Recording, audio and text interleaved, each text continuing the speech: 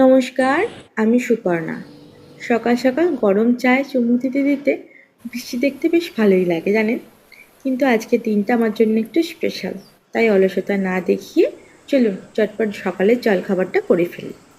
মাকে আমি বাজার থেকে চিকেনের কিমা আনতে বলেছিলাম, সেটা দিয়ে বানাবো আজকে কিমা ঘুগনি। তার সাথে গরম গরম লুচি। যেমন বলা তেমন কাজ। দেখুন, কিমাটাকে মশলার মধ্যে দিয়ে ভালো করে কষানো হয়ে গেছে।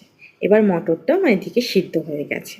মশলার মধ্যে মটরটা দিয়ে দিলাম, আর মটরটা মশলাটা একটু ভালো করে কষিয়ে নিয়ে তাতে জল দিয়ে দেবো।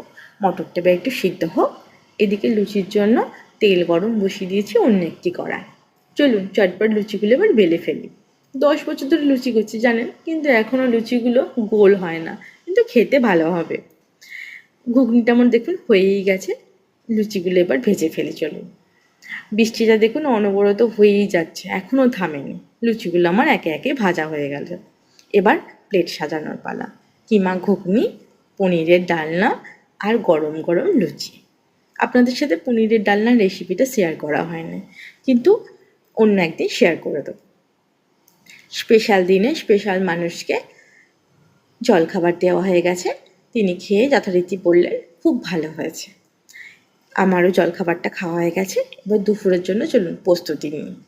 ভাতের জন্য হাঁড়িতে চাল ধুয়ে বসিয়ে দিয়েছি, আর তার মধ্যে 5 রকমের সবজি একে একে করে কেটে ফেললি। প্রথমে পটলটা খোসা ছাড়িয়ে দুচালা করে কেটে ফেললাম। তারপর গোল গোল করে কাঁকরোলগুলো কেটে নিচ্ছি দেখুন।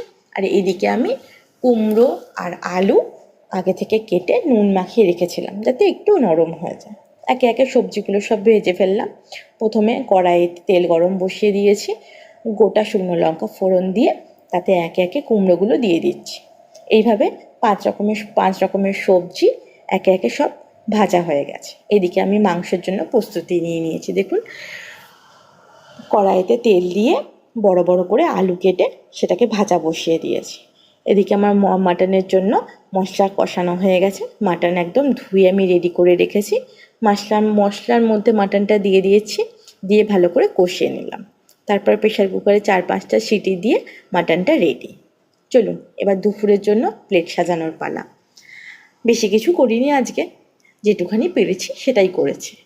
5 রকমের ভাজা করেছি, ডাল, ভাত, মাটন কষা, আর 5 রকমের মিষ্টি আর পায়েস। এটাই ছিল আজকে স্পেশাল দিনের মেনু। স্পেশাল মানুষটা হলো আমার খুব কাছের মানুষ, আমার হাজব্যান্ড। তার আজকে ছিল জন্মদিন, তার জন্যই এই সব কিছু আয়োজন। সেটা